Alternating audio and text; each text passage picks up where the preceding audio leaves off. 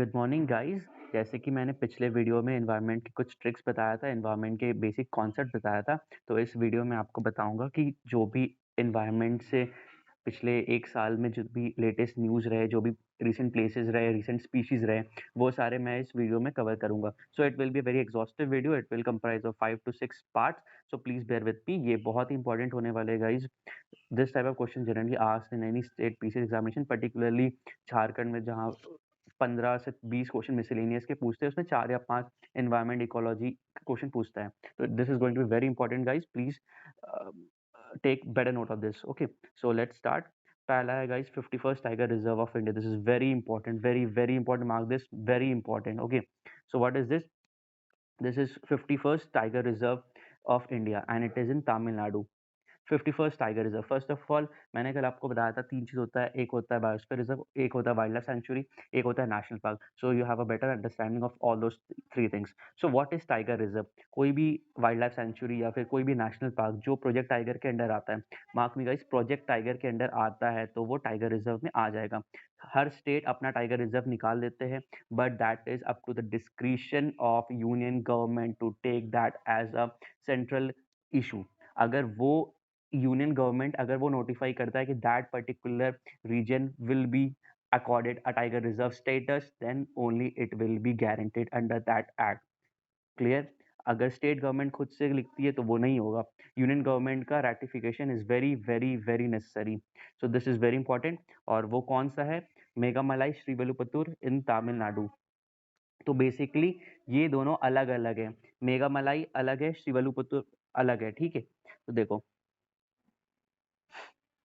मेघामलाई तमिलनाडु में है, ये भी तमिलनाडु में है। मेघामलाई वेरी फेमस है, हाई माउंटेन्स होते हैं और उसे कार्डमम हिल्स भी कहते हैं। ये क्वेश्चन जेपीएससी में तो नहीं, या बीपीएससी में ये पूछा गया था, कार्डमम हिल्स के नाम से कौन सा मशहूर है। तो ये ज्योग्राफी के लिए भी आपका इंपॉर्टेंट है। Environment is totally linked with geography, so you have to have a very knack of this thing. Okay, so Meghamalai cardamom hill से फेमस है।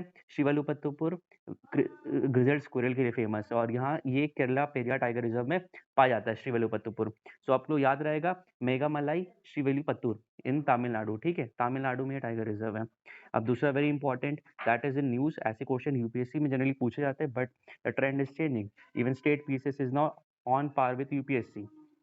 सो आपने कुछ चीज नहीं छोड़ना है, आपने सब चीज करना है। ठीक है, so the question generally will be asked like this: mission lantana was in news recently, for what reason? Excuse me.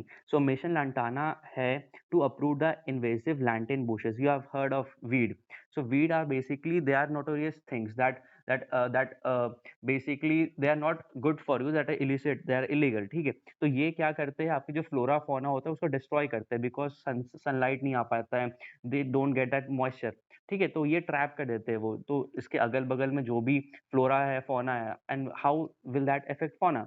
अगर बहुत सारे इंसेक्ट्स होते हैं जो they hive on trees, they hive on not particular trees, they hive on plants. तो अगर plants ही नहीं रहेगा तो फिर आपका जो छोटे इंसेक्ट्स होते हैं वो नहीं, वो मर जाएंगे। अगर वो मर जाएंगे तो हमारा लाइफ साइकिल, जो हमारा इकोलॉजिकल साइकिल है, चेन है, वो डिसरप्ट हो जाएगा। तो इससे बहुत प्रॉब्लम होगा। ठीक है, तो ये इंपॉर्टेंट है मिशन लैंटाना।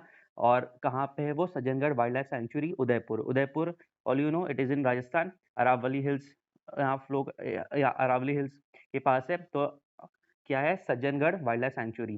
ठीक है, ये सारी चीज न्यूज में है गाइस। तो जितने भी एक्सक्यूज मी, जितने भी वाइल्ड लाइफ सेंचुरी, जितने भी नेशनल पार्क न्यूज में है, this a very important, trust me guys, this a very important. Question direct पूछेगा कि सज्जनगढ़ वाइल्ड लाइफ सेंचुरी कहाँ पे है, मैच द फॉलोइंग में आ जाएगा, सज्जनगढ़ कहाँ पे, उदयपुर। तो यू हैव टू मार्केट। ठीक है, तो ये जितने भी लेटेस्ट न्यूज़ है, क्वेश्चन उसी से पूछता है। Now coming to this, first bird festival at Mahananda sanctuary, West Bengal.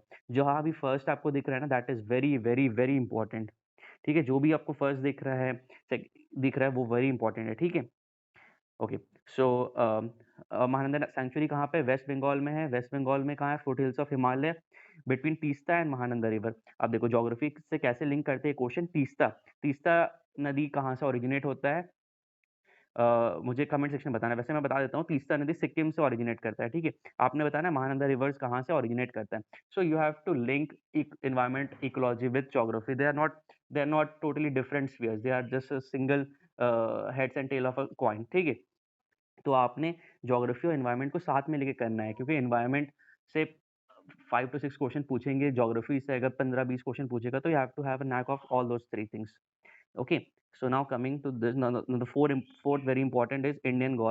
Indian gaur is spotted in the Fansad wildlife for the first time. So Phansad wild life sanctuary कहाँ पे है? ये है महाराष्ट्र में, और Indian gaur first time Maharashtra में पाया गया है। वैसे इसका ज़्यादातर हैबिटेशन गोवा में हो जाता है या फिर बिहार में होता है। सो बिहार के लिए बहुत इंपॉर्टेंट है, क्योंकि ये स्टेट एनिमल है गोवा और बिहार का, ठीक है। So if you are preparing for BPSC 67, तो ये बहुत इंपॉर्टेंट है। इंडियन गौर स्टेट एनिमल किसका है? गोवा एंड बिहार का, और फर्स्ट टाइम में पाया गया है महाराष्ट्र में इंडियन गौर, जिसे बिसौन भी बहुत जगह कहा जाता है, ठीक है। तो ये फंसद वाइल्ड लाइफ सेंचुरी कहाँ पे है? महाराष्ट्र में। ये सब बहुत इंपॉर्टेंट है guys, Phansad wild life. Nowadays environment से बहुत क्वेश्चन पूछा जाता है, और डायरेक्ट वाइल्ड लाइफ सेंचुरी जो भी लेटेस्ट न्यूज़ में रहा उससे पूछा जाता है, ठीक है। तो वो आपको अच्छे से करना है, ठीक है। अब इंडियन गौर के बारे में मैं आपको कुछ बता देता हूँ। Indian Gaur schedule 1 of wild life protection act में आता है। शेड्यूल 1 क्या होता है? देखो 6 शेड्यूल होता है। शेड्यूल 1 में बहुत ही प्रोटेक्टेड एनिमल, जो क्रिटिकली वल्नरेबल है, जो एंडेंजर्ड है, उन्हें रखा जाता है।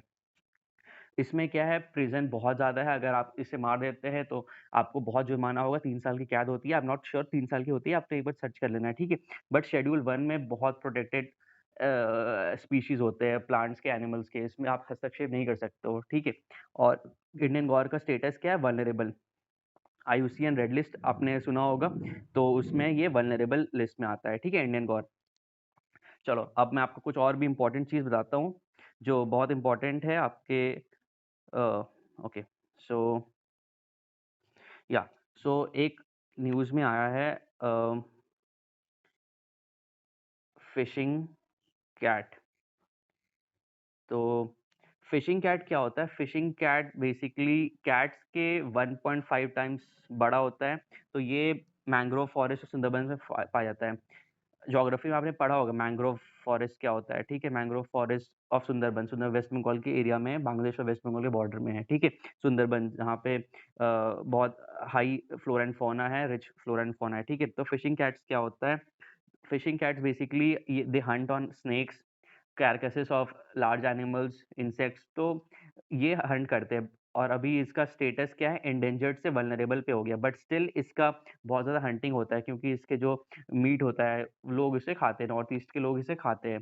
तो फिशिंग कैट क्या है? पहले ये था क्रिटिकली इंडेंजर्ड था, क्रिटिकली इंडेंजर्ड से इसे वल्नरेबल लिस्ट में डाल दिया गया, तो ये फिशिंग कैट इंपॉर्टेंट है, ठीक है। अब अब नेक्स्ट इंपॉर्टेंट में आते हैं, वो है Kasturi cotton. This is very important guys, Kasturi cotton.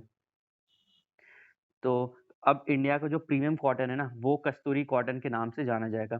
अब जो ब्रांडिंग होगा उसमें लिखा जाएगा कस्तूरी कॉटन। ये बहुत इंपॉर्टेंट है गाइस, ये बहुत बहुत इंपॉर्टेंट है। क्वेश्चन पूछ सकते हैं, India's premium cotton is renamed and it will be now known by which name? So that will be Kasturi cotton.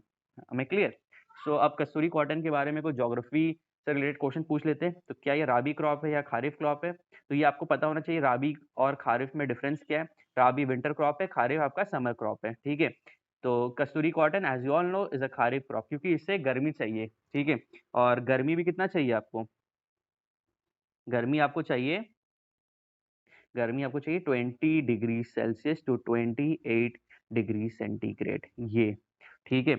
और आपको रेनफॉल कितना चाहिए? आपको रेनफॉल चाहिए around 55 to 100 centimetre of rainfall, और 180 फ्रॉस्ट फ्री डेज।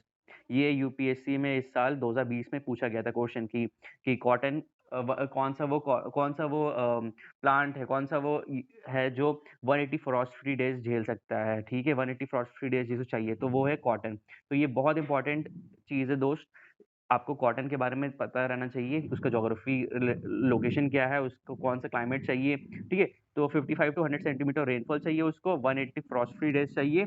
और कुछ आपको इम्पोर्टेंट मैं आपको ट्रिविया बता देता हूँ कॉटन से रिलेटेड, कि इंडिया जो है सेकेंड लार्जेस्ट कॉटन प्रोड्यूसर है, सेकेंड लार्जेस्ट कॉटन प्रोड्यूसर है।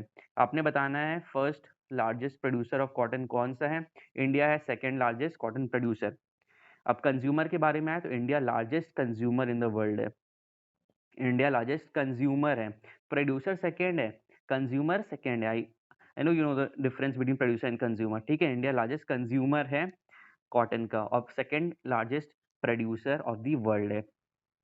ठीक है गाइस, तो आगे मैं और भी इंपॉर्टेंट जितने भी स्पीशीज है, जितने भी वाइल्ड लाइफ सैंक्चुअरी जो भी इंपॉर्टेंट न्यूज़ में रहे, सारे मैं आपको एनवायरनमेंट के वीडियोस में आपको मैं कैटर करा दूंगा। Thank you guys.